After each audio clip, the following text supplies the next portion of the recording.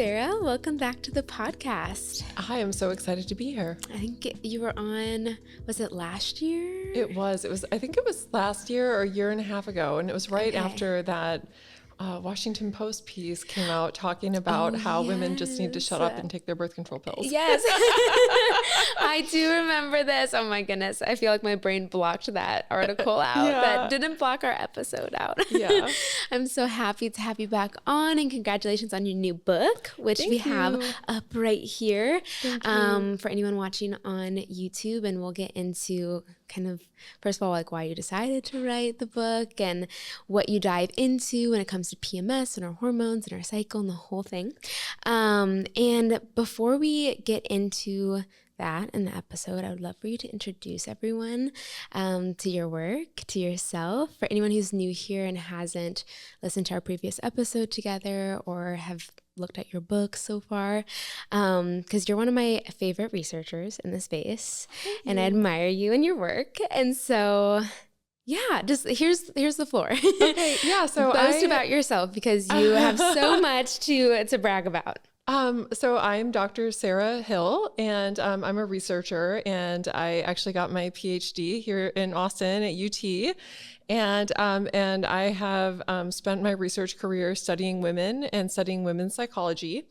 And I've really been interested in the intersections between the physical body and the way that we think, feel, and experience the world. And so one of the things that I've looked at is the role of inflammatory activity in the body and the brain and how that influences behavior, but then also the way that hormones, and in particular women's hormones, influence the way that women think, feel, and experience the world. And so I've published more than 100 research publications at this point in my life, and I've published my first book was This Is Your Brain on Birth Control. And it was talking about the things. Yeah, I loved that book. Was so much fun for me to write. It was just such a treat because of being somebody who comes from academia, and so having to do academic writing all the time, to just have be unleashed and be able to write and in the way I want to write, in a conversational tone, was so much fun for me. And so in writing The Period Brain was the same way, but it was a little bit less of it was less of a surprise, because of course my first book was This Your Brain on Birth Control, so it was like, oh, what a fun thing this is to do. Totally. And and so that book was about the relationship between hormonal birth control use and using and what happens when you shut down women's hormones, and how that can have this really profound influence on the way that women experience themselves and the world around them. And so I wrote that book. It got published in 2019. And since then, I've also been doing a lot of public facing work. And so I have been on very many podcasts and done some TV, and I do lots of speaking, and I do consulting, and I work with different women's health companies, ranging from Body, which is a vagus nerve stimulation device that actually can improve heavy menstrual bleeding. I think I've seen this device before. So cool. And we're working on that and seeing whether it's therapeutic with PMDD, and then also the perimenopausal transition. So I'm super excited about that work. We've done work with 28 Wellness. We've done work with, we're doing some work with KEG. I'm working with Mira Fertility. And so I work with, I have the opportunity to do some research work with these different companies. And then my latest work is The Period Brain. And so this is about trying to better understand the way that our cycles influence the way that we experience the world, with a real focus on progesterone. And I was really interested in focusing on progesterone because we hear an awful lot about estrogen. Right. It's estrogen, estrogen, estrogen. And nobody ever talks about progesterone. And so I was really interested in trying to understand this like sort of dark half of the menstrual cycle, because it's like we know a lot about estrogen and sexual desire and energy and all the wonderful things that it does. And then it's like, oh yeah, and then you have this other half of the cycle and nobody talks about it. And the only thing that we really know about it is that some women feel really terrible during this time. And so I wanted to really understand, like, what is it that our body is actually trying to do during this time? And how does that explain some of the ways that we feel? And is it necessary to feel terrible in the second half of the menstrual cycle? I love that. Yeah, it's usually either associated with PMS or PMDD. pregnancy, so like the dark days of the cycle, or for women trying to conceive, it's like the waiting period. And that's really the only light that second half of the cycle gets, which is where progesterone really shines as well. I actually do have a little thing I want to get into later about your recent Substack about progestins and progesterone. But before that, you had a post back in, I think it was the first week of October, which I'm saying back, that was just a few weeks ago, but time is flying. Back in the day. Remember when you did that? That gives some insight into how fast life has been moving for me being pregnant.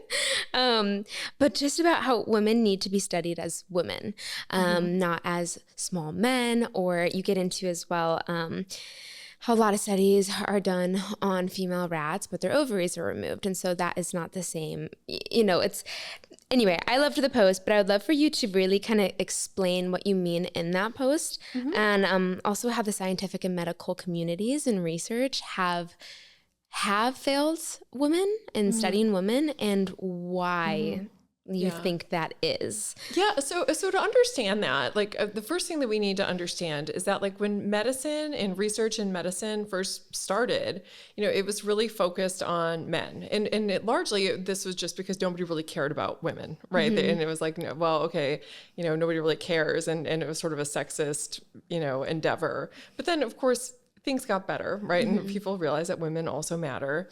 But then it was like, it was assumed that women are just like men, right? And except that we have breasts and ovaries, but everything else is exactly the same. Is the idea. And even though there's loads of research that tells us that this is not true, it's really convenient for science to take this as an approach, because what it allows researchers to do is to include women in research, but only as a matter of checking a box instead of as a means of trying to understand women. And so once, the NIH made it necessary for research to get funded by them, that you would have to include women in research, the way that most researchers dealt with it is they would include some women in research, right? So that's in human research. So for example, if I was testing a new drug, I'd bring in a bunch of people, and just a handful of them would be women. Right. Majority men. Yes, like majority men. Just sprinkle in some women. Not specify what stage of womanhood they're at either, which are, very different to study women in her 20s versus women going through menopause, or women who's pregnant. Right, 100%. And so they sprinkle in some women. They would never even test for sex differentiation, so never testing whether it affects men or women differently. And women would only be studied in the first couple of days. They'd only be included in the research on the first couple of days of the menstrual cycle when hormone levels are low. And the researchers would do this as a way to try to minimize variability in their sample, right? So they were essentially trying to make women most like men. And that's when they study them, is in the early days of the menstrual cycle when hormone levels are low. And then they don't test for sex differentiation. And the result of this is that most of what we know about people is something that we actually just really know about men or women when hormones are low, despite the fact that women's hormone, if you're a cycling woman, hormone levels are not low about 85% of the time. And so we don't actually understand women, and the animal researchers, the way that they have dealt with it, if they've dealt with it at all, because the NIH, their requirements for including females in, or including women in clinical trials, does not cover preclinical work. And preclinical work is the experimental work that comes before you bring something to humans. And so the animal researchers, there's many of them, especially in neuroscience, where they still just study males. And now that when they do include females, they overectomize the females to, again, decrease variability and make the subjects maximally similar to one another. But of course, this does increase the ability to say that, manipulation X caused effect Y, right? Because we have very little variability among the research subjects, in this case the rats, right? Very little difference between them because they've taken out the female's ovaries, and so we can say, we gave them this drug and this happened, and therefore it was a result of the drug and not the result of hormones or something else. But of course, what that means is that we don't know how that drug affects a female with hormones, right? and they matter, you know, it's like, because there's also been this tendency for us to really minimize the impact of sex hormones in particular in how they affect the way that the human body responds to everything. And the fact is, especially for a female, they do. And the reason for this is that every single system in the body has to be sensitive to sex hormones, because every single system in the body has to change what it's doing in response to pregnancy. Right. Oh, and so it's like our circulatory system is sensitive to hormonal changes. Our nervous system, our brain is sensitive to hormonal changes. Our metabolism is sensitive to hormonal changes. Our immune system is sensitive to hormonal changes. And our hormones modulate all of these systems, causing them to act differently depending on which hormone is dominant, right? Whether it's estrogen, progesterone, or neither. And that means that if we test women or females only when hormones are low, we don't actually understand women. Yeah. Wow. So that right there is the reason why hormones are important. Yes. As well. Yeah, and they affect everything. Yes, they literally run the show. And also the importance of studying women properly.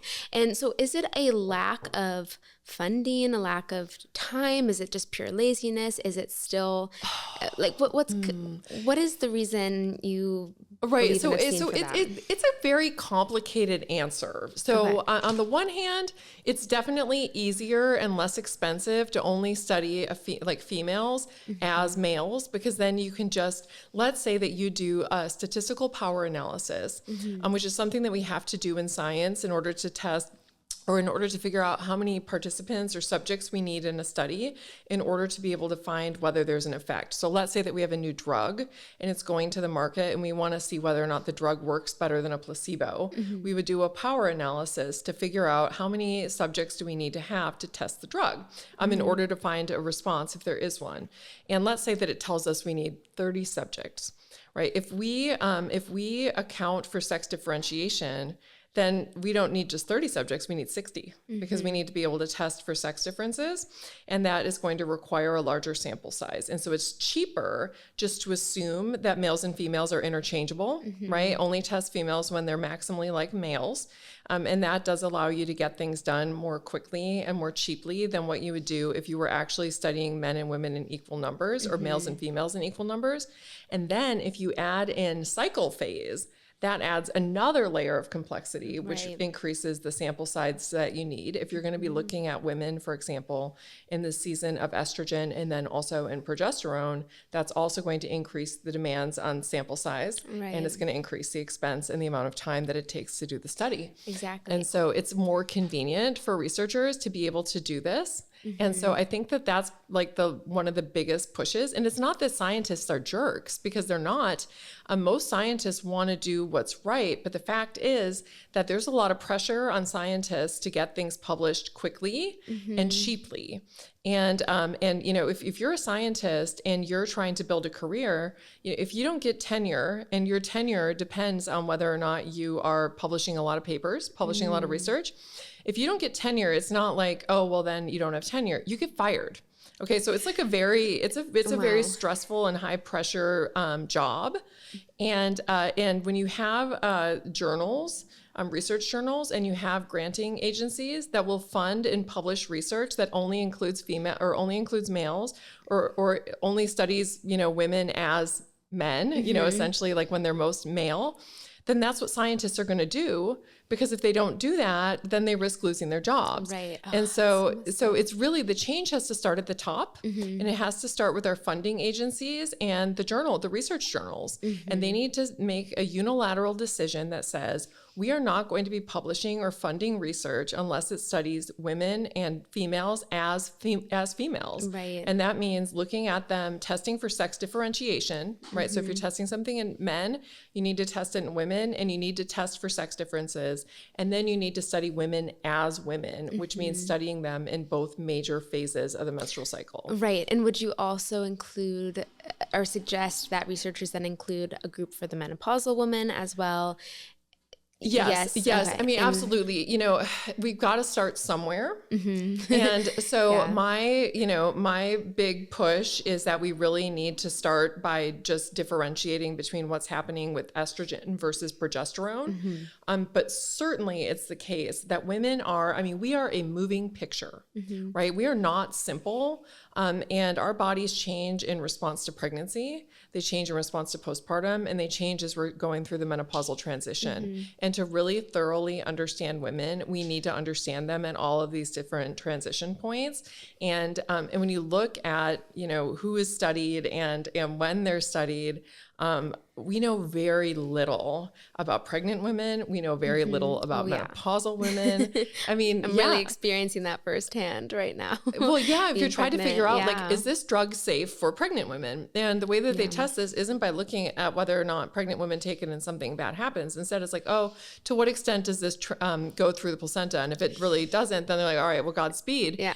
But we don't know how it actually affects women, again, when they're in the season of progesterone. And there's so much more to it than whether or not it passes through the placenta. Yep. Oh yeah. And it's the same with herbal medicine. I mean, everything.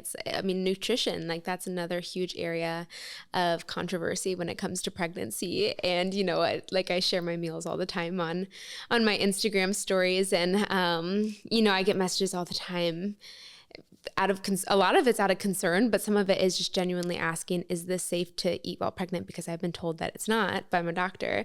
And it's like some of the most nutritious foods, like eggs, salmon roe. I mean, anyway, I just always refer people to Lily Nichols. I'm like, I don't have the energy right now.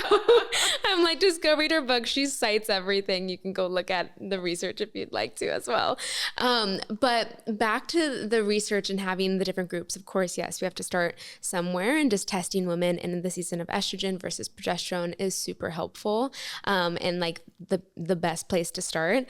What about women on birth control? Do you think that, because I think it's still lazy science to say, well, women on birth control could be studied just as men, because still different things are going on. No, totally. So would that be like a whole other group? So essentially there'd be like four groups, or five if we could study pregnant like women more. Right.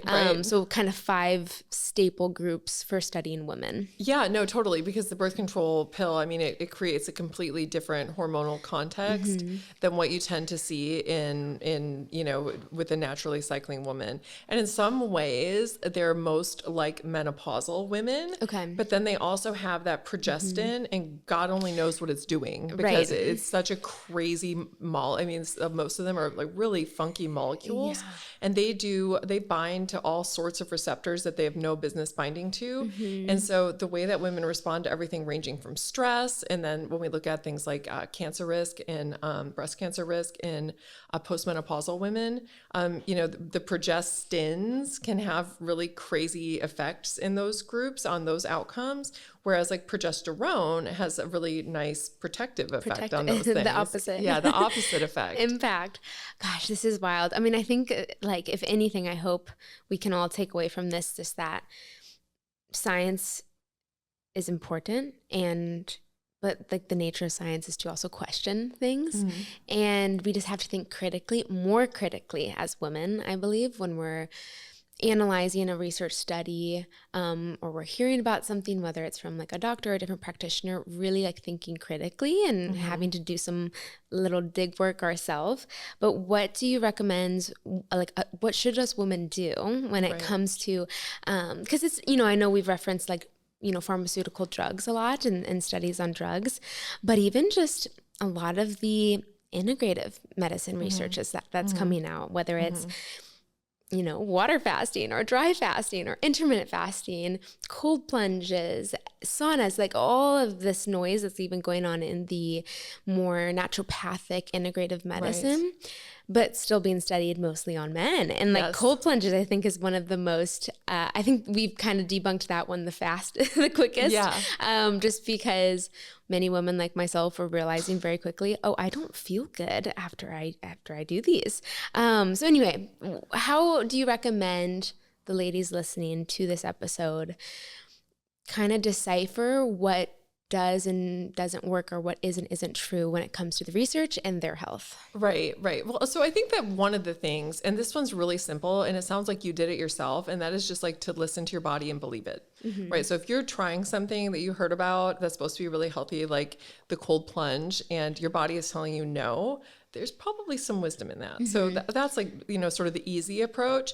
The slightly more challenging approach, but I think it's obviously the more thorough one, is that if you hear about something, like let's say that it's cold plunge, we'll stick to that example, is going, and you can search on PubMed. It's very easy. I actually have a little, I have a post on my Instagram feed about how to find articles on PubMed. They're publicly available, and you can actually pull up the papers yourself. And I would just do a quick research, lit search, and see the research that these ideas are based on and see who's being tested.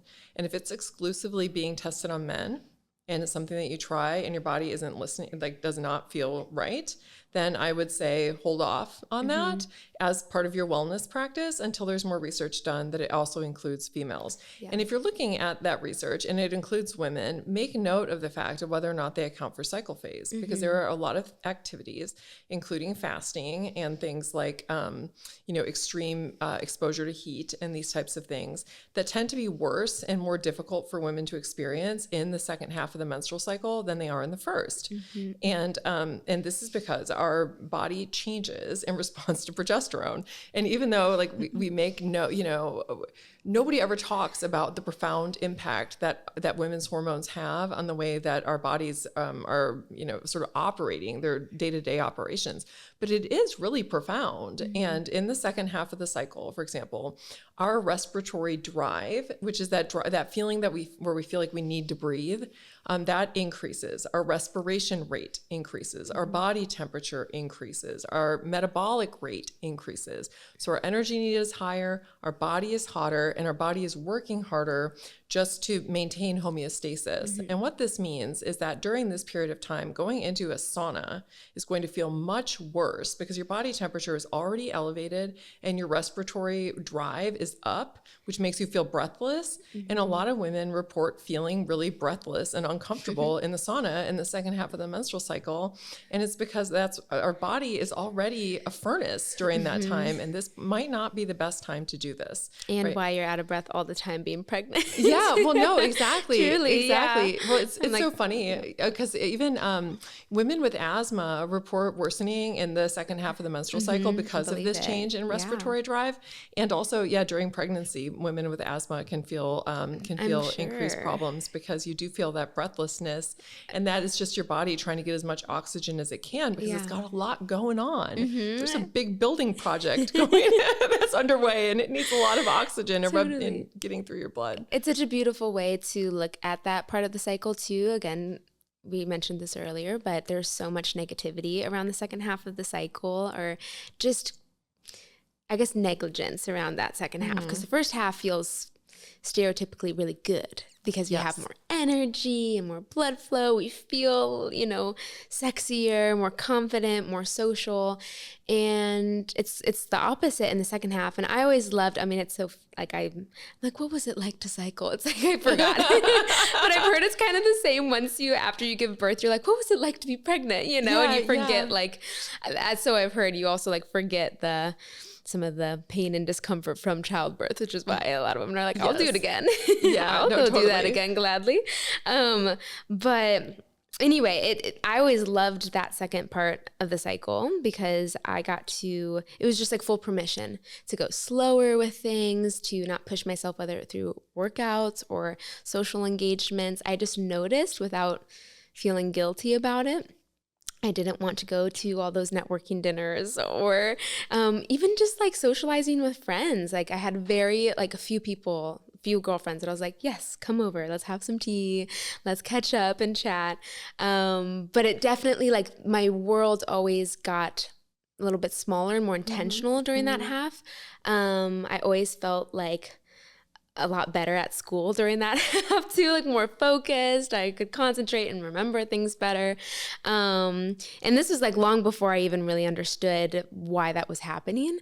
And so anyway, both of the halves are so beautiful. Each of the 4 phases are so unique and beautiful. And being pregnant, it's just everything's on overdrive. And so on that note of progesterone, your recent Substack post about progestins versus progesterone, can you get into this? Because I feel like no one, at least I've seen, talks about the benefits of progesterone as much as you do, which is a good thing. We need that.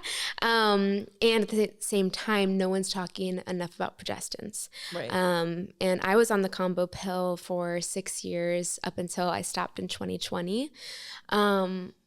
Yes, that was 2020, spring of 2020. And yeah, just who I was, how I felt, how I thought about things, my cognition, my mood, everything about me felt very different. Right. Very, very different. And so it's a very important conversation to have. And especially for women who also are exploring hormone replacement therapy at different phases of their life as well. So please explain the difference between progestins and progesterone, because you explained what progesterone does and the benefits of progesterone. What is progestin doing? Okay, so first, progesterone is, of course, what our body produces after we ovulate. So after you ovulate, there's an empty egg follicle, and that becomes a temporary endocrine structure called the corpus luteum, and its job is to release progesterone until there's either a pregnancy, or if there's not a pregnancy, it will dissolve into the body and stop releasing progesterone to kick off a new cycle. Right. And progesterone, when it's released in the body, is orienting the brain and then everything else in the body to prepare for the possibility of pregnancy. And so it is creating shifts from head to toe that are essentially going to optimize yourself for this state. So you become, as you noted yourself, like you become more internalized as a way to sort of hunker down and maintain bodily resources and stay safe. Right, our threshold for danger decreases. So because we're sort of entering into this period in our cycle that's preparing for pregnancy, which is a state of extreme vulnerability, both in terms of safety and access to resources, so security. During this time, our sort of threshold for when our brain sends the alarm bells for a potential threat becomes lower. So meaning that we become more sensitive to potential social threats, especially within the context of our primary relationships, but also with our friends. Our basal metabolic rate increases, and we get sleepier, right? We tend to be less sort of outward facing. We can have changes in our experience of symptoms of chronic conditions. So as noted, like things like because respiratory drive increases, women with asthma oftentimes get worsening of their symptoms. Your gut motility slows down, so that way your body can sop up a greater number of nutrients because your metabolic rate is up and your body's taking all of those nutrients to build the endometrial layer and differentiate those cells to get ready for the possibility of pregnancy. And as our gut motility slows, people who have IBS have worsening of symptoms. And so there's this whole range of experiences that our body goes through as a way to prepare for the possibility of implantation and then the possibility of pregnancy. Yeah. And so immunity to lowers. It shifts us from a pro-inflammatory to an anti-inflammatory state. So it modulates our immune system. So in a way that would prevent it from attacking and implanting embryo. And it also has really beautiful anti-inflammatory effects throughout the body as a result of that, which is something that historically has allowed women a break from their very pro-inflammatory immune systems, because women's immune systems are supercharged relative to men's. They're very inflammatory and they're very reactive. And that means that we tend to be less likely to get sick, but it also means that we're more likely to get things like autoimmunity when we're not experiencing, especially our cycles, and the effects of progesterone dialing down the activities of our immune system and leading it into an anti-inflammatory state. Yeah, there's actually a really interesting hypothesis, and it's just this idea that one of the reasons that we see autoimmunity so much in our current environment is because throughout most of our evolutionary history, women spent a lot of time pregnant, and because of that, we would go through these periods of time with huge levels of progesterone, which taps the brakes on the immune system.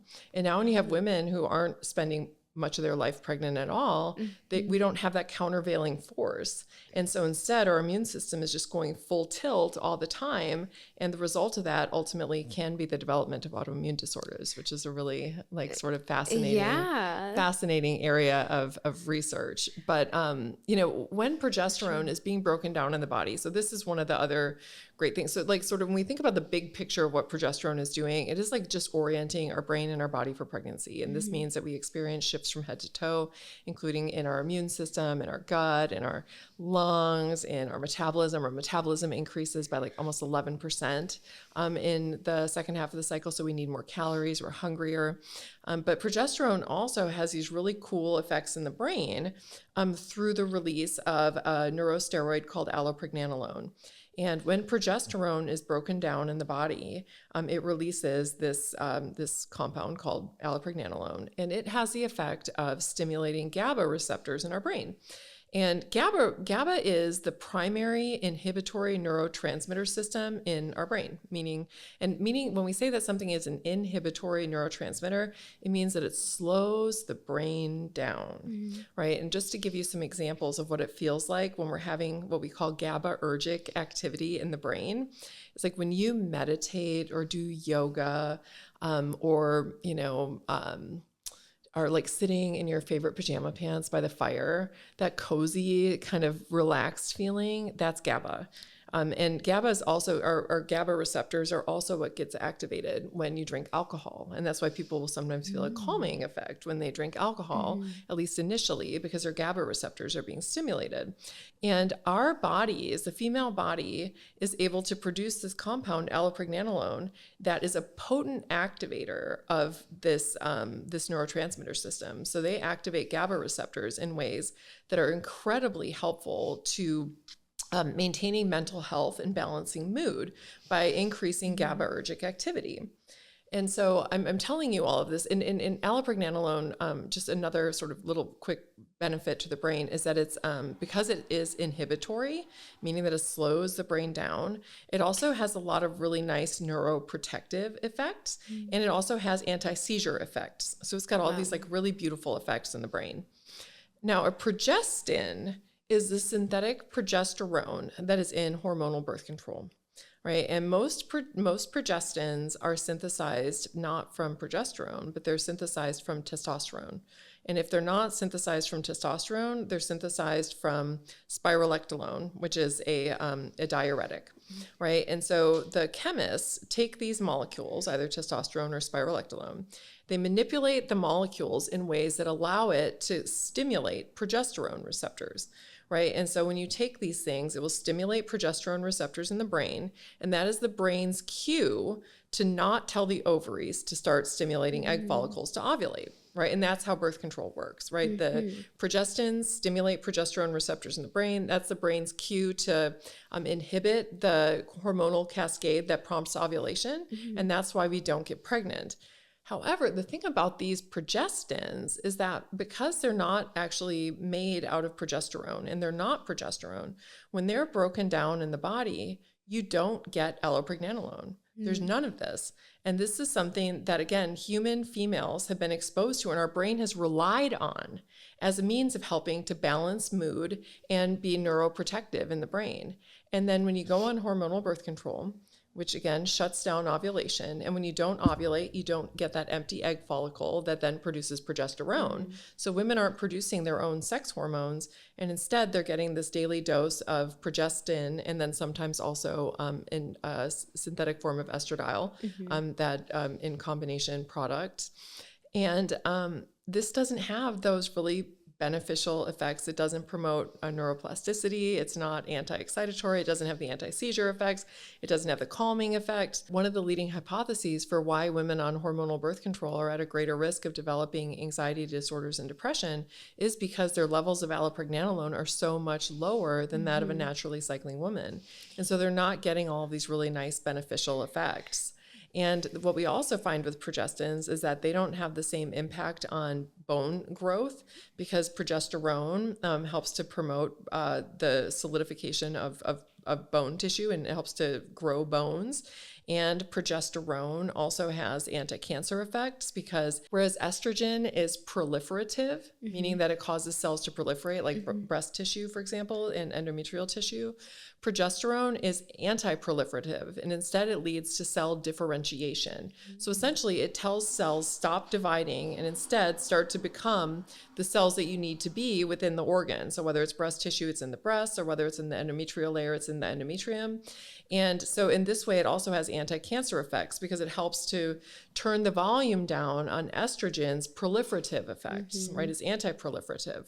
And of course, the problem with cancer is too much proliferation. Right. And so progestins don't have the same benefits of progesterone.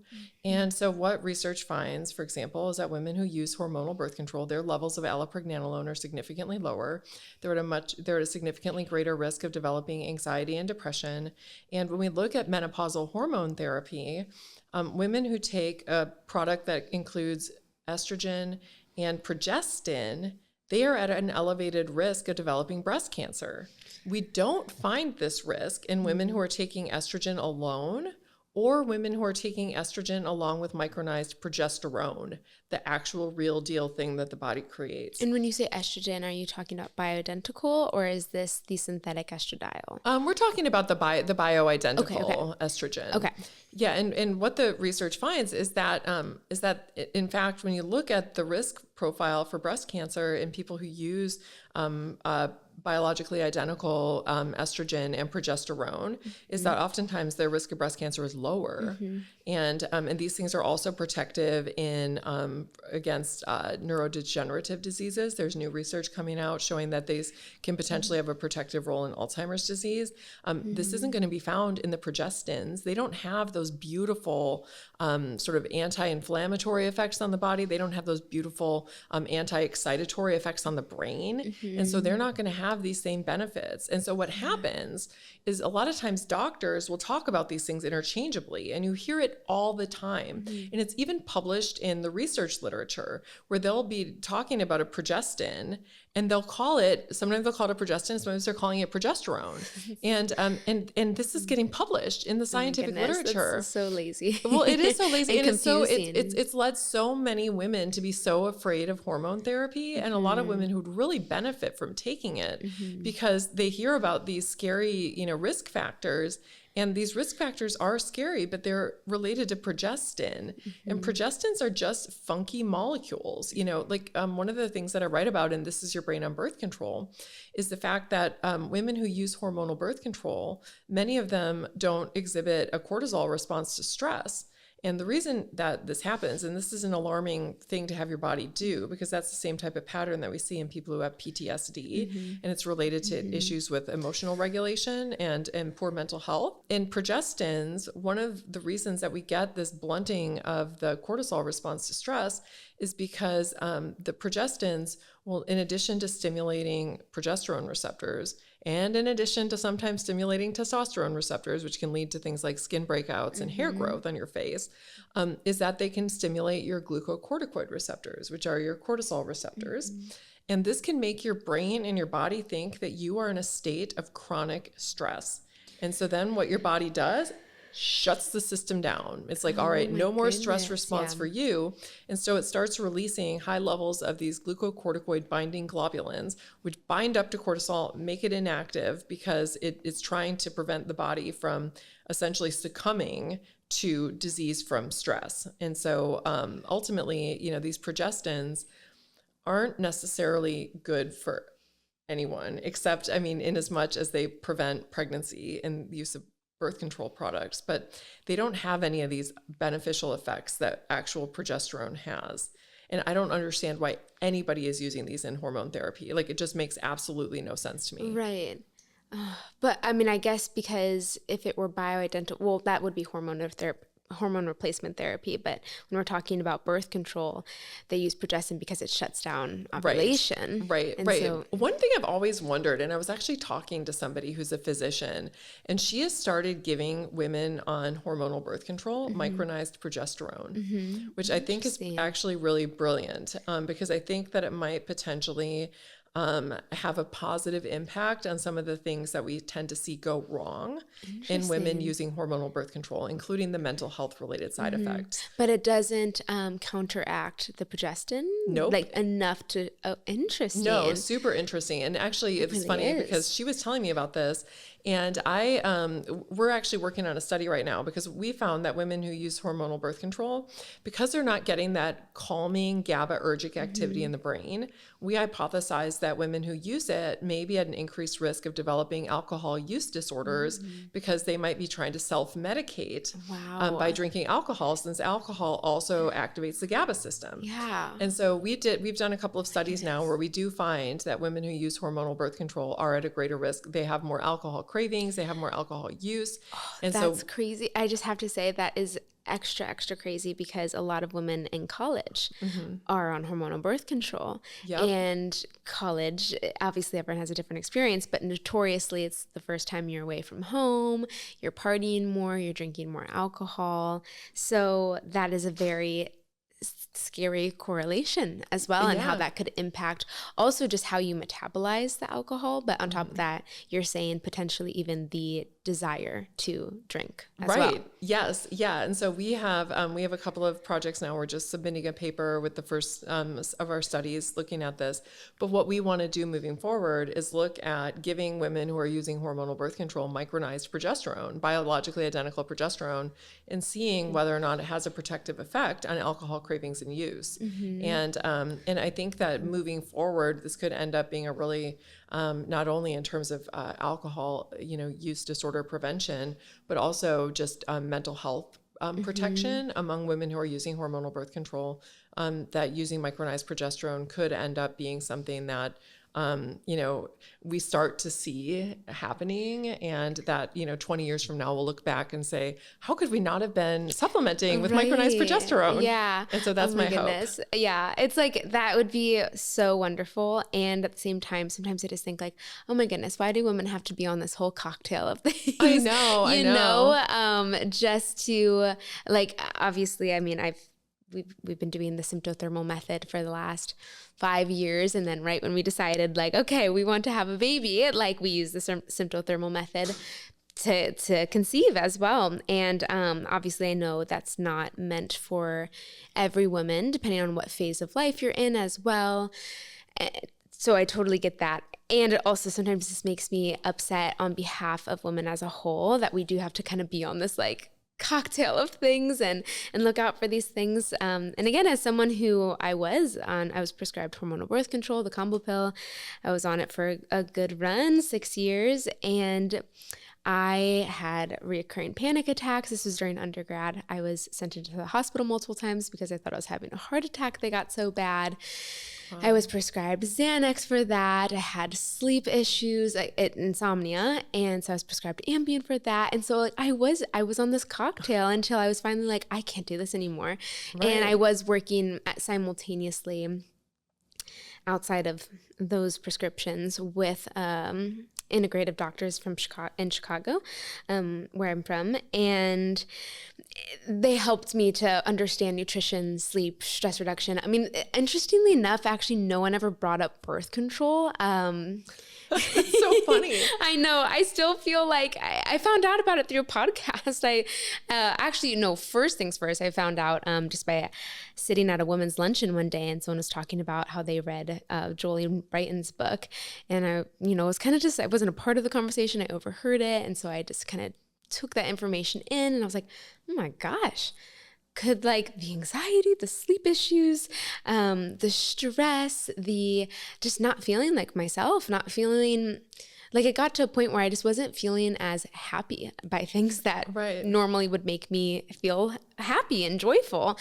And simple things like, oh my gosh, Christmas is coming up, like the holidays. And I was just like, like I just felt really flatlined. And so anyway, I had to like do my own research and read books, listen to podcasts, go on Google, do all these things. And I mean, now we're talking about it a lot more than at the time. I think there was like one podcast episode that I listened to. Then it was like 30 going on 30, that podcast. I think it was like the first and last time I ever listened to an episode. And, but I was just mind blown. It was like 2 hours long. I think it was Alyssa VT on there. And I was just like, why have I never been taught this before? Especially by the whole team of, integrative doctors that I'm working with right now.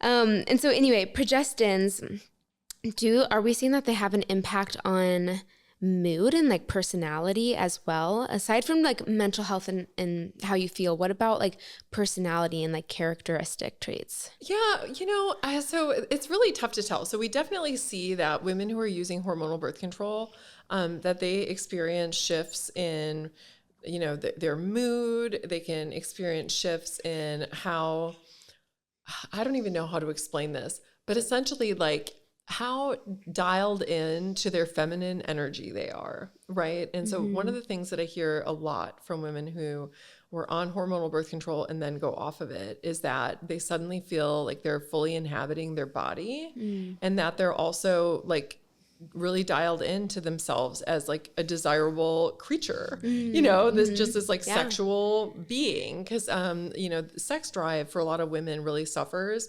on hormonal birth control. And a lot of that is less a result of the progestins per se, but is more the result of flatlining estrogen. Because when you flatline estrogen, I mean, we experience this big, beautiful surge of estrogen in the first half of our cycle, especially mid-cycle, right prior to ovulation, that makes most women feel really good. And they feel really comfortable in their own skin, and they feel outgoing, and they feel sexy, and they want to have sex, and they, and all of that gets flatlined on the pill.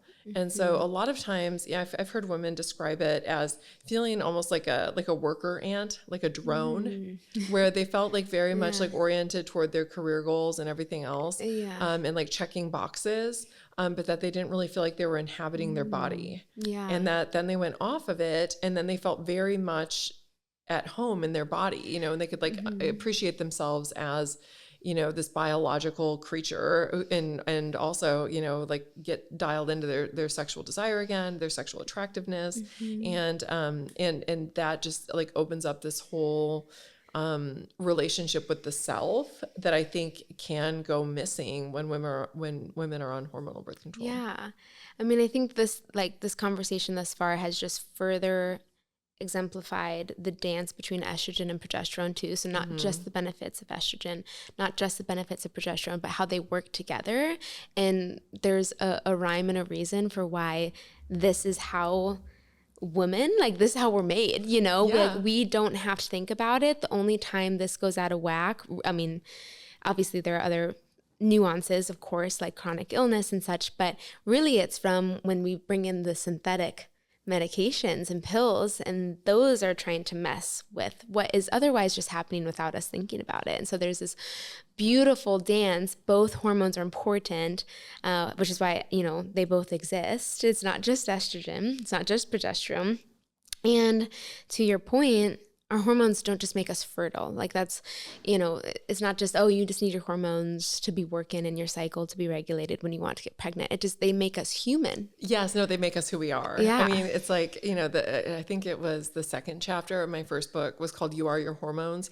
I would have that be a chapter in every single book I ever write, because it's so true. I mean, it's like part of the signaling machinery that our brain uses to create the experience of being who we are. And so the version of ourself that our brain creates when we're on hormonal birth control is different than the version that it's created when we're naturally cycling. And the version of our brain that, or the version of ourselves that our brain creates is, in the first half of the cycle when estrogen is the primary sex hormone.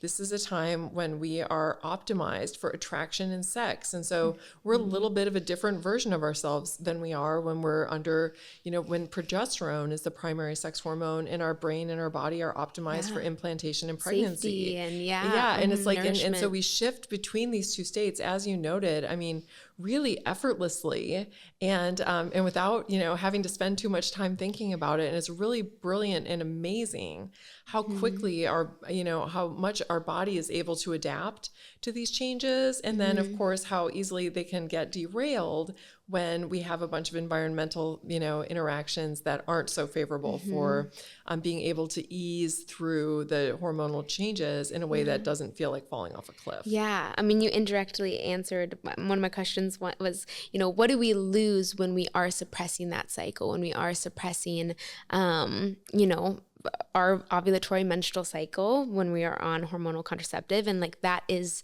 the answer in and of itself, just explaining what each of those hormones do and how, they impact all throughout our cycle, which then just restarts again. Yeah. Every, 28, 32, however many days, it just resets unless you get pregnant, and how it impacts everything from your mood to even like your socialization, like your ability and your desire to go and socialize with people, to go on dates, and what type of dates that is. If you're with your like a long-term partner, your dates in the first half of the cycle look very different and feel very different than the second half. To your metabolism, to your immunity, like these really important processes of the body are dictated and run by hormones at the end of the day. No, absolutely. Yeah. One of the things that I write about in the Period Brain is just about the way that, just as an example of this, is the way that our relationship with sex changes across the cycle. And as you noted, it's like, your dates with your partner can look very different as you move across the cycle.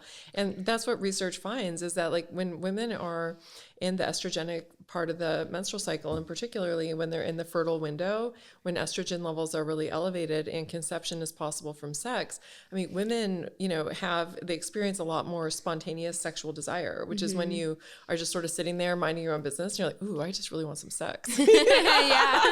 And we're much less likely to experience that type of sexual desire in the second half of the cycle. And instead, in the second half of the cycle, when progesterone is elevated and sex can no longer lead to conception, sex becomes less about needing to scratch that itch and becomes more about connecting with your partner. And what research finds is that in the second half of the cycle, the women who continue to have the highest amount of sexual desire after sex can no longer lead to conception are women who are feeling insecure in their relationship and looking to connect, which is really interesting. And it again just goes to show the different function that sexual behavior serves at different points across the cycle. And it illustrates, how really cool, female sexuality is its own topic that's just incredibly interesting. But if you look at most other species, and especially other species of primates, most females don't have sex outside of estrus or outside the fertile window. And the fact that we do is really remarkable,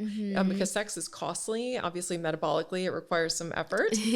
But it's also, you get a little bit of an inflammatory response in the vaginal canal and near the cervix from sexual activity. And that's something that is also metabolically costly and potentially could create inflammation during times when implantation is possible. So maybe not necessarily optimal, especially in the implantation window.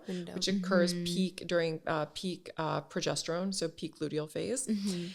But nonetheless, human females oftentimes have, sex in the second half of the cycle, and just really then also understanding and appreciating how important sex is for like maintaining pair bonds. Is also something that's really special with humans that we don't see so much in very many other species outside of prairie voles, which I spend a little bit of time talking about in the book. Oh, I love that. And I love the difference in kind of like the two archetypes for why you'd want to have sex depending on where you're at in the cycle.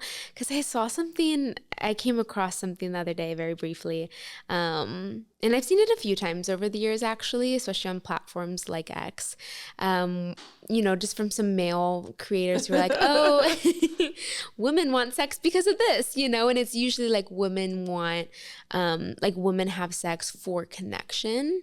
And you just explain but only during half of the cycle. Right. Yeah. We have different motives in the first half. And so. Yeah. But and I think that knowing that, and then also having a language to talk to your partner about that, I think is so incredibly powerful. Oh yeah. And I think it builds a lot of intimacy, because you can explain to your partner why, yes, last week, the 2-minute quickie, right before I had to run into work, was really hot and steamy and I loved it. But right now, no, that would feel wrong. If you're in the luteal phase and you want sex as connection, that's not going to feel good. It's actually going to have the opposite effect of what it had just a couple of weeks ago. Yeah. And understanding that, having a language to explain it to yourself and understand what's happening within your own body and within your own brain, and then also to be able to communicate it with your partner, I think that it's incredibly empowering, and I really think that it helps to build closeness and better communication within relationships. I agree. Just having your partner learn about all the phases and how that will shift how you show up to the relationship as well throughout the cycle is very important. Okay, so I have 2 questions on that. First, I actually want to on that topic, but shifting gears just slightly, pregnancy. So I'm curious to know, what is it about being pregnant that you like? It's like primal, everything about you that's primal just overrides. And you're like, I constantly want to be with my husband all the time. And same with sex. Like, I mean, I've never had a fear around like, will this hurt the baby? It's interesting to hear actually like, oh, maybe because of the inflammatory response in the cervix. Maybe not in that window. I was saying, like the implantation window is a special time when inflammation can be particularly, like if it's going to cause an issue, that's when it's going to cause an issue. But no, sex during pregnancy is totally That's safe. really fine. Yeah. But it's funny thinking back on that, because I'm like, sometimes ignorance is bliss, because I was like, I did not abide by that rule for sure during the implantation window.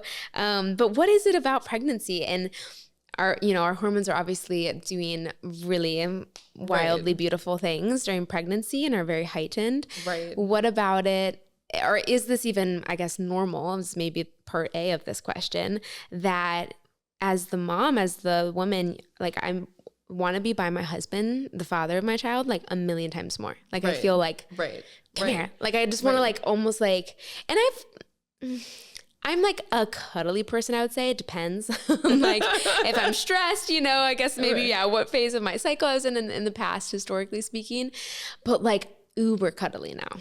Right. Yeah, no, I mean, so progesterone is, your body is in pregnancy, progesterone is like through the roof, and your body is in an incredibly vulnerable state, right? So historically, we were very dependent on men for protection and provisioning. Right. And because women, when they're very pregnant, like you're not going to be able to protect yourself from a saber-toothed tiger, or you're not going to be able to get like high calorie foods that you need when your body is in this state. And certainly as soon as you have a baby, you're going to be even more dependent on your partner. And so like we want to be close to our partners for protection and provisioning, and also to ensure the continuous flowing of those resources, protection and provisioning, once the baby comes. And so it's like creating, and again, working on solidifying that pair bond, because your dependence on your partner is greater now than it ever has been before. So and it's going to be even greater right after you had the baby. And so this is a time when women's brains are very motivated to connect with their partners, right? And then also create the environment that's going to be appropriate for having a baby, right? And so here's a funny story about me. And in both cases, so I have 2 kids, and in both cases, I knew that I was pregnant because all of a sudden I wanted to, in one of them, it was like right around, like 4th of July type time when I found out I was pregnant. And I went to the home decor store and bought all of this stuff to decorate. And I'm like not a big 4th of July. Like I was putting up flags and it was all this like home like nesting stuff. Yeah. And then with my son, it was like around Halloween. And I went crazy. I went and bought hay bales. Oh my goodness. Like to put outside. And I was like, I've got to be pregnant, because at that time, like I knew, because after what happened with my daughter, and I bought all that 4th of July stuff. I mean, that's it was like amazing. A big Uncle Sam for the porch. And I'm like, who is this person? Oh my gosh, that's so like, funny. I turned into, because I am a very busy person, and not like the type of person who like, you know what I mean? Like for every minor holiday, like I do a big display for Christmas and all of that. But I mean, this it's like over the top. And I was I think I've got to be pregnant. Oh my goodness. And that is so funny. Yeah. That's so funny, because we have a few signs up around our neighborhood, around like the Zilker area of Austin in general, that have like a Christmas light installation. Here's this number. And I texted this number yesterday and I was like, hey, what's a quote for it's so funny. our house? And, I've never like really considered that before. I mean, we'll put up little tiny things for Christmas, but it is something about, your hormones, and knowing like, oh my gosh, I'm a mother. Like, even though she won't be here for Christmas, I'm like, I still need to make it look so beautiful. Oh, I know. It's so funny. It was like the craziest thing. When I was like looking at this like Uncle Sam, this thing on my porch, and I'm like, who is this person who did this? I'm like, I've got to be pregnant. Like this has to be progesterone. Oh my goodness. And sure enough, it's like comical. That and smelling everything. It's like, that's how I knew I was pregnant with both my kiddos. It's so comical. Well, I know you mentioned earlier, like the respiratory impacts that hormones have, or that they can impact our respiratory system as well. And one of my first signs, and yeah, I mean, this has more, with histamines, right? It's all a part of it. But because my estrogen was so high when I, first got pregnant, I was sneezing all the time. I'd get into these sneezing attacks. Oh, no. And it was funny because we were talking about this today, because I only sneezed, I think, like 2 or 3 times in a row earlier today from something. It's a little dusty here in Austin. I don't know if you notice this or if it's like this in Dallas right now, but it's just so dry. It's so dry here right now. So anyway, I was sneezing, and Braxton, my husband, was like, oh, this is bringing me back to Europe when we found out you're pregnant. Because I would get into these sneezing attacks where I would just sneeze like 20 times in a row. And then, my nasal passageways would be so inflamed for like 30 minutes afterwards, and I couldn't breathe. And I was like, I have to be pregnant. Yeah, that's I have to be pregnant. And I've heard, I don't have too many moms in my life, but a lot that I've met and talked to the last few months have said the same thing, that they also had bad allergies, that their allergies got a lot worse when they first found out they're pregnant. So funny. It's crazy. Okay. And then I had another question just about, just birth control, dating, mate selection. Because just 5 seconds ago, we were talking about dating, sex, romance, all that stuff throughout the cycle if you're not on birth control. How does birth control impact that? Yeah, so most of the research that's been done looking at things like partner choice and sexual desire across the cycle finds that being on hormonal birth control can suppress your sexual desire. And so there's a greater risk of developing like sexual dysfunction and also hypoactive sexual desire disorder, which is where you just really don't have any sexual desire at all. You're at a greater risk of developing those types of outcomes when you're on hormonal birth control compared to when you're off of it for 2 reasons. One is that because you're not ovulating, you're not producing those high levels of estrogen that naturally cycling women enjoy right prior to ovulation. And that is something that's known to really sort of fan the flames of female sexual desire. And the other thing that happens is that testosterone gets bound up by sex hormone binding globulin, which women's bodies start to release copious amounts of when they're on hormonal birth control, because their body is trying to deal with all of the hormones that are in the birth control. And that has the effect of making testosterone, a portion of these women's testosterone, unusable by the body. So it gets bound up and inactive. And so this means that their levels of what we call free testosterone, which is the testosterone that can actually do things in cells, like increase sexual desire, is about 60% lower in women on the pill or on hormonal birth control compared to women who are off of it. Yeah. And so you do tend to get lowering of libido. There's also some research that suggests that it could potentially impact who we are attracted to. And all of this is grounded in this research literature that's been around for 20 or 30 years that finds that when estrogen is rising across the cycle, right near ovulation, that this is related to an increase in testosterone-related cues in men. So when estrogen is rising, women have a preference for more masculine male faces, voices, and behavior. So things like behavioral masculinity is things like social dominance, right? Charisma, seeming like you're somebody who's, on top of the world, like powerful. And women have an exaggerated preference for these things when estrogen is rising across the cycle. And so later on, flash forward 20 years later, researchers finally thought to ask, well, if estrogen predicts the preference for testosterone markers in men, what happens when we shut down estrogen production on women who are, in women on hormonal birth control? And what the research finds is that, lo and behold, women who use hormonal birth control, they do seem to have a blunted preference for testosterone markers in male faces, voices, and behavior. And they tend to prefer a less masculinized male phenotype in all of those different domains. And instead, they tend to place a greater emphasis on things like provisioning ability. So like the ability to produce resources and parenting related qualities. That is really fascinating. Totally fascinating. And it, of course, begs the question of like, what happens if you choose your partner when you're on the pill and then you go off the pill, and that's a question that's just barely being asked. I mean, there's only a few studies that have looked at it. And some of the studies that have looked at it have found, one study, for example, found that if you chose your partner when you're on the pill and then you go off of it, that your sexual desire and attraction to your partner changes, but whether it increases or decreases depends on how attractive your partner is. And that women who are married to attractive men, when they go off the pill, it's like the blinders come off and they're like, oh my gosh, I'm so attracted to you. And they have more attraction to their partner and they have more relationship satisfaction as a result of that. Wow. And then women who are partnered with less attractive men, the blinders come off and they're like, oh no. Like, I don't know if I'm that attracted to you. And they report feeling less attracted to their partner and having lower relationship satisfaction as a result of discontinuing hormonal birth control.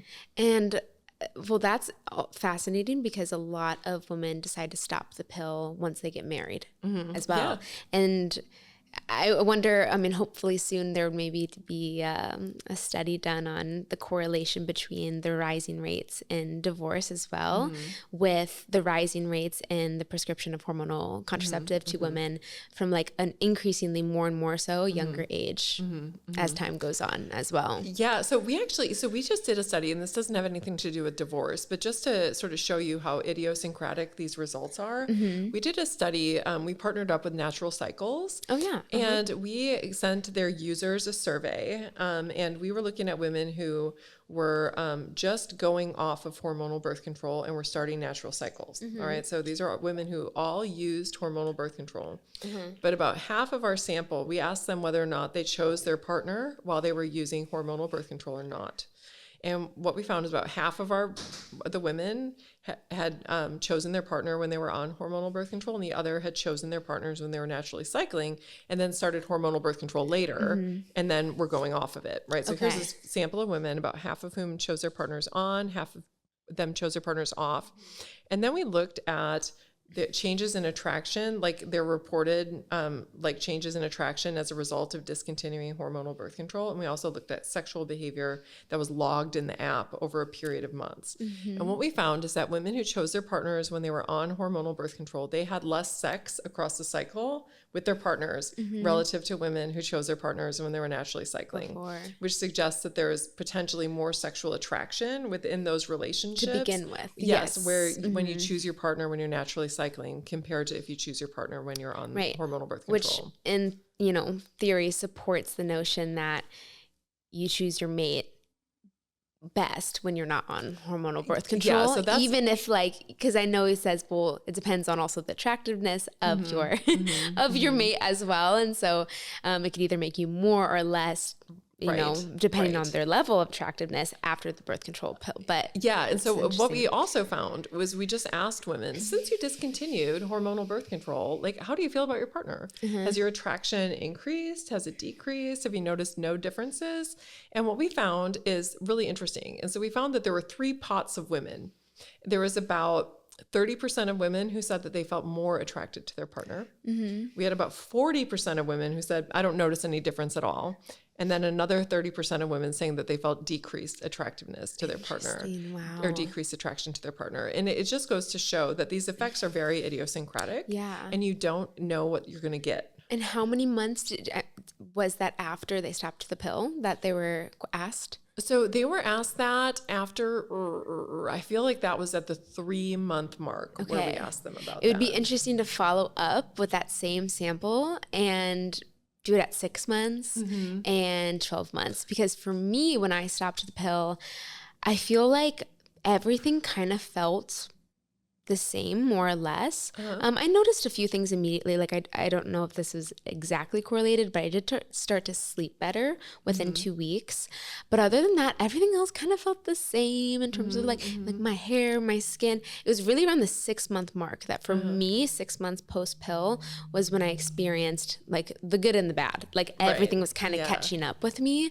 And I would say that it wasn't even really until a year off the pill that I fully felt and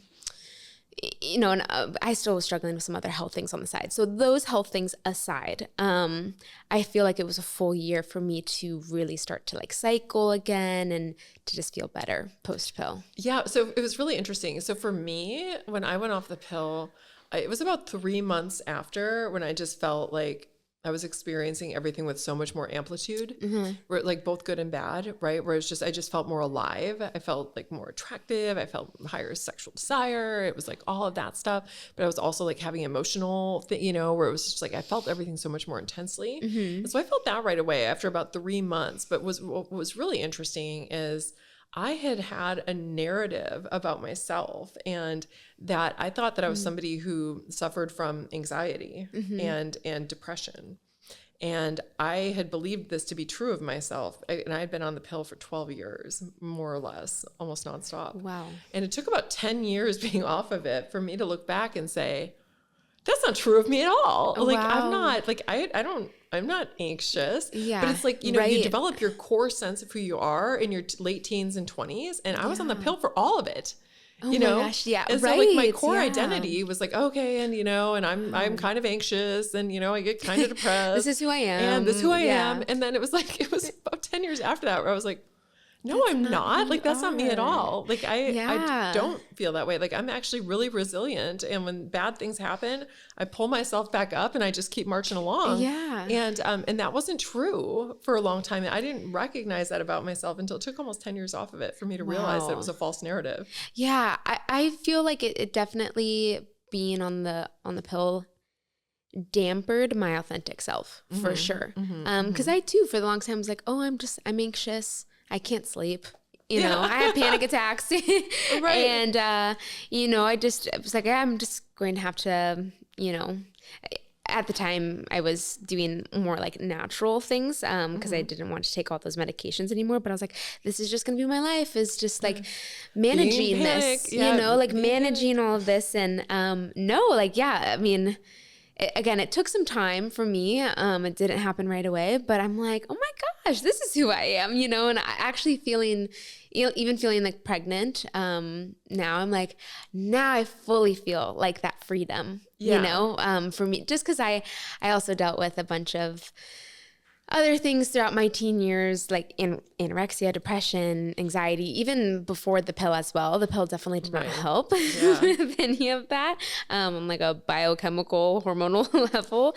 But that was already happening in the background. So for me, pregnancy, it has just been this awesome, beautiful, redemptive process as a woman. Because I'm like, yeah, this is really who I am. And this is like, I don't care about, counting my macros. I don't care about restricting, I've already felt like that for the last handful of years, but this is really just like illuminated, like who I am, what's important to me, what's not important to me. And really to have just been able to tune out all of the external noise that's put on women. I love it. So would you agree that, given everything that we've talked about, that, and I know it's like, oh, we're starting the study now, or we just came out with the study, and the hormonal birth control, hormonal contraceptives are truly like, it's like the biggest uncontrolled experiment that we have when it comes to women's reproductive and mental health going on right now. Yes, 100%. That's fair to say. Yes. Okay. Yeah, no, and especially with teenagers, because we don't know anything about what it does to brain development, but we do know that hormones affect brain development. And so the fact that we're taking girls whose brains are still developing and shutting down the communication between their brain and their ovaries at this very young age, when the brain and ovaries are learning to communicate and talk to each other, we don't know what the long-term effects of that are. And we're seeing right now, with teenagers being put on it almost as soon as they get their periods, to regulate their menstrual cycles, which is actually just shutting down their menstrual cycles and shutting down that communication pathway.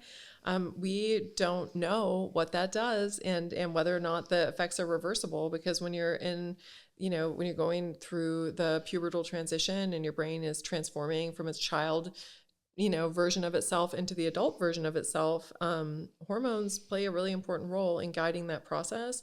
And so, we don't know. And thankfully, there's some research that's being done right now that's beginning to look at these questions, but it's really important. And there is some research that seems to suggest that girls who go on hormonal birth control in their teenage years when their brain is still developing, that they're at a greater risk of developing major depressive disorder throughout their lifetime, even after they go off of it. And that ever users of hormonal birth control, when those years of ever use are in their teenage years, that this is related to poorer mental health outcomes. And this is, tragic that nobody's even bothering to, up until this point, to ask the research question before prescribing these to these young girls.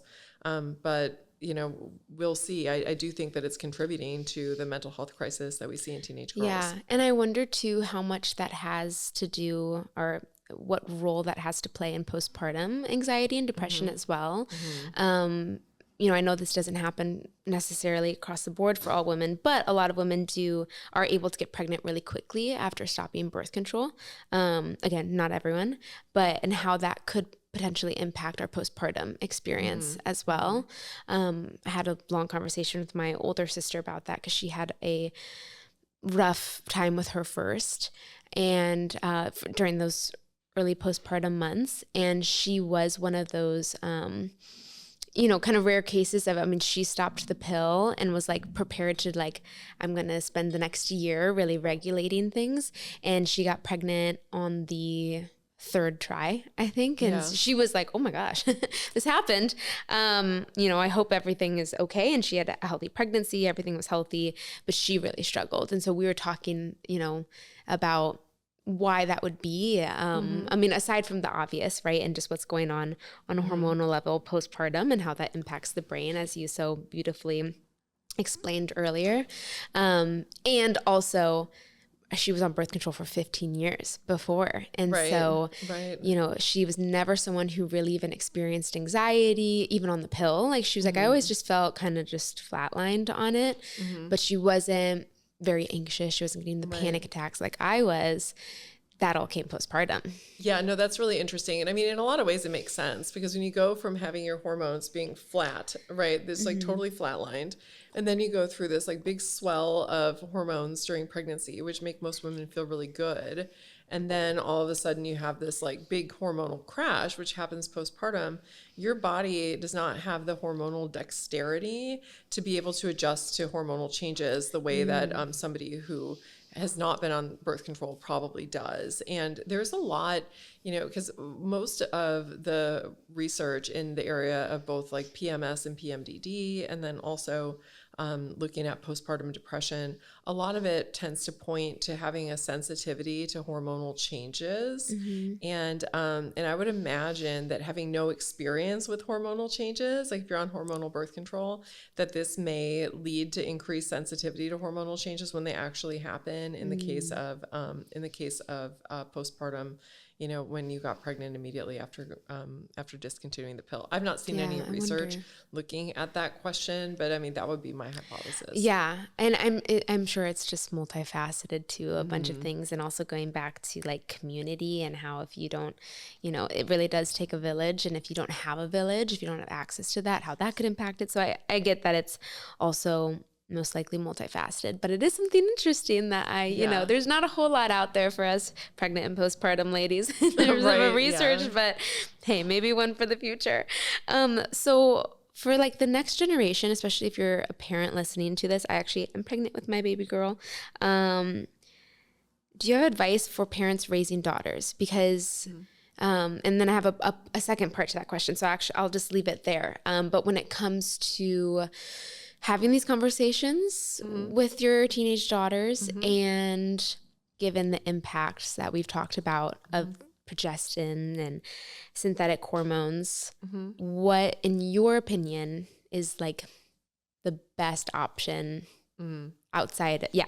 What do you think? It's a really complicated, it's a complicated answer. So I think that one thing that mothers of all daughters, they need to understand the impact of our cycling hormones on who we are, and its impact on the way that we think and feel and experience the world, right? Which is why I wrote The Period Brain, is to try to orient people to this information if they don't know it already, and having open communication with their daughters about the importance of cycles and their sex hormones, and allowing their brain to be able to develop a relationship with their ovaries where they're able to regulate their cycles. I think that really having open communication about all of that is incredibly important, and educating our daughters about hormones and educating our daughters about our cycles and what all of that does for our brain and for the way that we feel, in addition to what it does, in terms of when we get our period, right? And then in terms of birth control, it's such a tricky issue. I think that the best thing that you can do if you have because I've got a daughter who's a teenager, she's 18, and is if they want to use hormonal birth control, is to postpone it as long as possible to get as much brain development in. Like when you look at who is asymmetrically negatively impacted by the mental health side effects on hormonal birth control, teenagers. So anybody 19 and younger, they're the ones who shoulder the most negative side effects, right? Okay. They are at so for example, there's research that finds that hormonal birth control use is related to a 2 times greater risk of even suicide attempts and actual suicide behaviors. In teenagers is double that. Wow. Okay. So, this is really serious stuff. Yeah. Yeah. And so postponing use as long as possible is my recommendation. If your daughter is sexually active and something like copper IUD isn't going to work, because what I like about the copper IUD is that it's not hormonal, and so it's not going to mess with your cycles, and your brain and your ovaries are still going to be communicating with one another.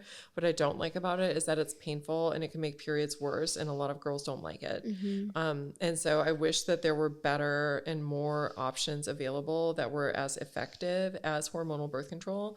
But if you have a sexually active daughter, and she's considering hormonal birth control use, and you feel like you really don't have any other good options where you can't feel certain that pregnancy is going to be prevented, if she's going to go on it, the one that has the best profile in terms of the fewest side effects is the combination oral contraceptive pill. Okay. So just doing it the old-fashioned way, not the IUD, the hormonal IUD, has some of the worst side effect profiles in young girls because it shuts down their hormones, and the amount of synthetic it produces is very low, and so it creates a very unusual state for the teenage brain, because the teenage brain is used to being flooded with hormones, and to shut all that down completely and then not replace it with anything is and when you look at the mental health related side effects and all of that from the hormonal IUD in teens, it's worse than almost any of them. Wow. So the combination oral contraceptive pill is the one that has the lowest risk profile for teenagers, but it still has an elevated risk profile relative to adult women.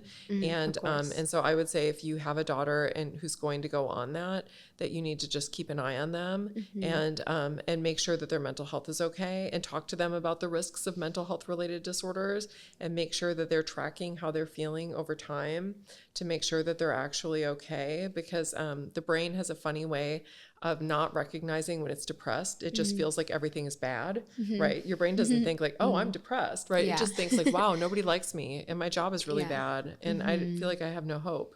Yeah. And so sometimes it helps having other people looking after you to help identify whether depression or suicidality are setting in, and being able to identify those things and then discontinuing use. But really what I want to see happen is I want more options for women, because something like, fertility awareness and all of that, that's all well and good. I would never recommend that to my teenager ever.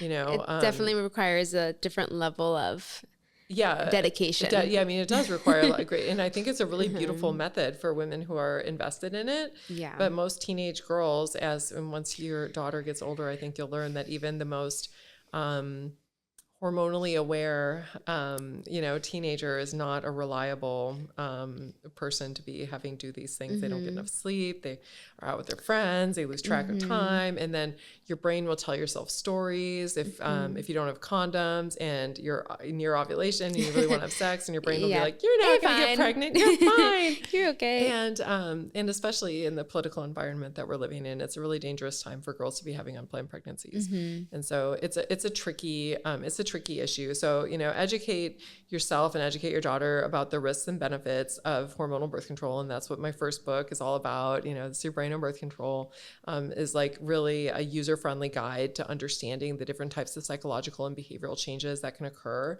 as a result of hormonal birth control use. Educate yourself, educate your daughter on those things, and then make the decision, to whether it makes sense or doesn't make sense given whatever their life goals are at that moment. And just to clarify, the risk profile for the combo pill is better than the copper IUD? No, in terms of the hormonal birth control. Oh, in terms of the hormonal. Yeah. Okay. And the copper IUD, is it confirmed that it just has that localized effect, or is it systemic? Yeah, so there's a lot of sort of going back and forth in literature about like things like copper toxicity and all of this. The research doesn't seem to support that most women get that experience. I'm not discounting the possibility that it's possible, because one thing, as a scientist, one thing that I appreciate that I don't think most doctors do is how messy data are. And that, you can have something where it's looking at copper IUD use and, toxic levels of copper in the blood. And most of it points to no, but there'll be some data points out there. And those women could actually be experiencing copper toxicity from this, and that and there's something about their body and whatever their, the way that they metabolize things and metabolize copper and the way that they, metabolize hormones or whatever, that is causing them to have this effect. So I'm not discounting that this might not happen, because I think that it absolutely can.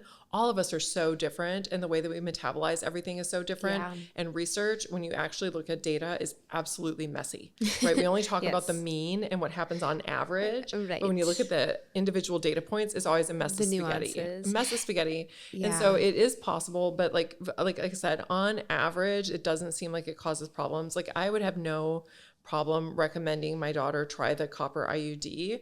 But if she was having mental health side effects from it or started to feel physically sick, I would get her tested to have her copper levels tested. Yeah. And I would absolutely also because another thing, a sort of myth that surrounds a copper IUD that doctors tend to push is that you can't get mental health side effects because it's not hormonal. But the fact is, it does create an inflammatory event in the cervix area.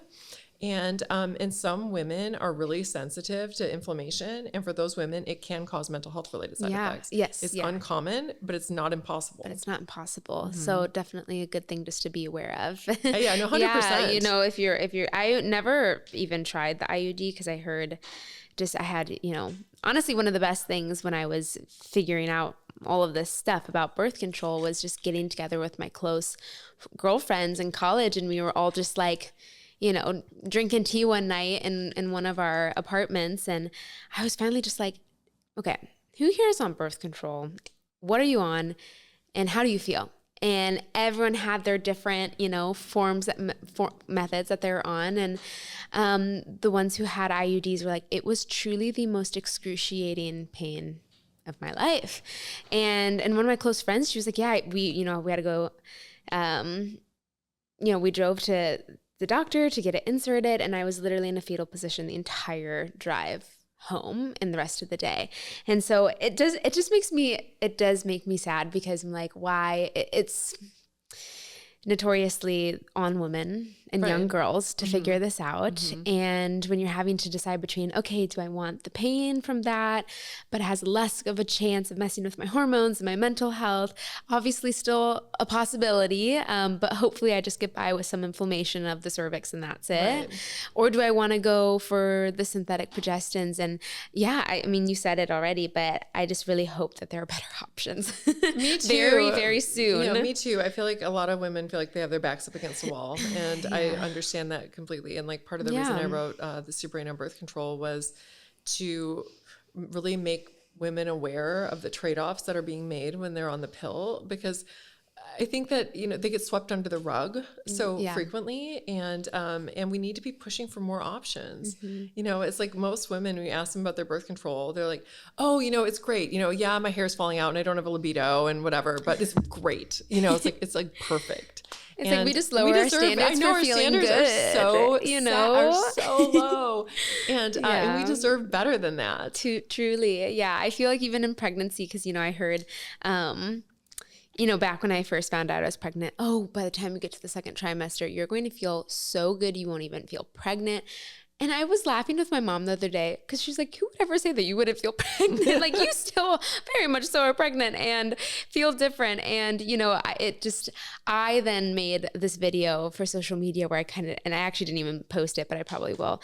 It's just sitting in my drafts where I just had this little vent session where it just made me sad because I realized, or that how I viewed that whole narrative that gets passed around a lot amongst pregnant women is that we're already just lowering our standards for how we feel, you know, because I feel great. I love being pregnant, but I will not tell any woman that I don't feel not pregnant or that I feel as energized as I did before, you know, like it's just completely different the way that I think and feel and the things that I'm, you know, placing, importance, like the things that I think are meaningful and valuable to me in my life have just totally changed. Everything about me is changing on a daily basis. So I do feel pregnant and I feel tired.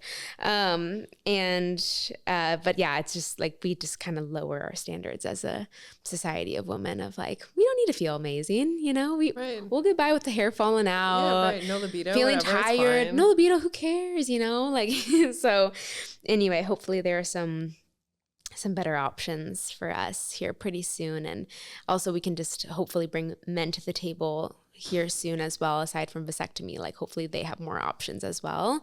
So it's not all on the girls, right? Absolutely. You know? So yeah, hopefully.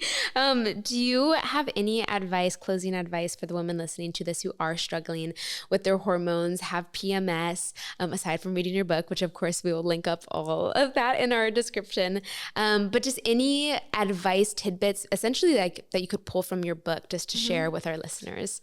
Yeah. So most of the advice that we've been given about everything ranging from exercise to nutrition, to understanding sexual desire, to understanding the symptoms of chronic illness, have been based on research conducted on men or women during periods when hormone levels are really low.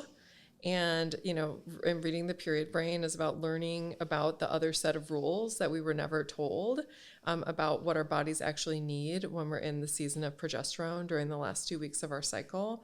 And so educating yourself about what our bodies need, and like, for example, how our calorie needs increase and how our rest needs change and how the symptoms that we have of different illnesses can change, and really educating ourselves on those things.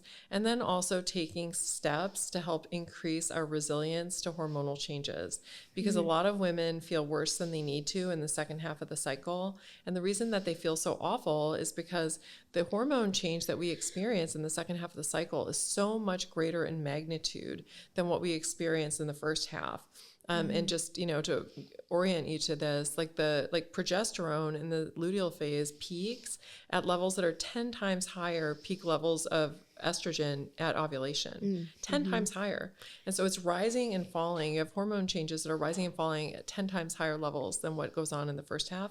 And that requires a lot of dexterity of your cells and a lot of plasticity to be able to quickly adapt to those changing hormone levels as they're rising and then as they're falling.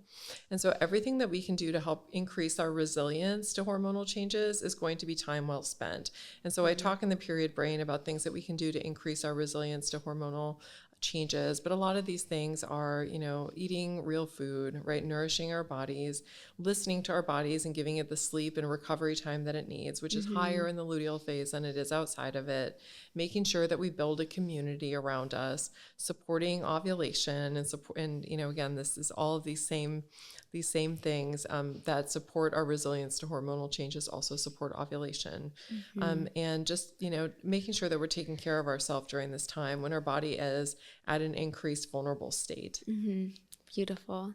I think, you know, like my main thing that I took away from that is just to understand our hormones, understand our cycles, and to not treat ourselves the exact same every single day as well. Like our hormones are changing and have this flexibility to them. So we should also give ourselves, our physical bodies in our day-to-day lives, the same reverence as well, to have more flexibility of, okay, maybe I don't need to wake up at 5:30 in the morning every single morning of the month and go to boot camp and then try to do all these things fast. You know, like, you know, there's a time for early wake ups. There's a time for getting some extra sleep, even if it's just 20 extra minutes. There's a time for, you know, whatever, we don't have to dive into all the nutritional things that some women choose to kind of mess with and tweak throughout their cycle as well. But that being said, I love that idea, that notion, that advice to just understand your body and to change your life and fit it as much as you can to who you are, because your hormones make who you are. And that women, our bodies are not something to fix. It's just, there's something to understand. Perfect. I love that. I couldn't say it better myself. Thank you so much, Sarah, for coming up back on the podcast and for being here in person. This is so exciting. Yeah, thank you for having me. It's so much fun. Of course. And I'll link up your social media, your website, book links, everything in the description of this podcast episode. So everyone, please go check those out because we love to connect with you all. Sarah's so wonderful. She also posts on Instagram weekly, multiple times a week, and has amazing podcast clips on there and tidbits of information, carousels that you'll probably want to reshare because they're so powerful. And go give her all of her work a listen, a view, a read, because she has so much to offer. And thank you to everyone who tuned into today's conversation. If you found this helpful at all, please do share it with a loved one, with a friend, with a sister, mom, aunt, you name it. And again, Sarah, thank you so much. Until next time, peace, love, hormones.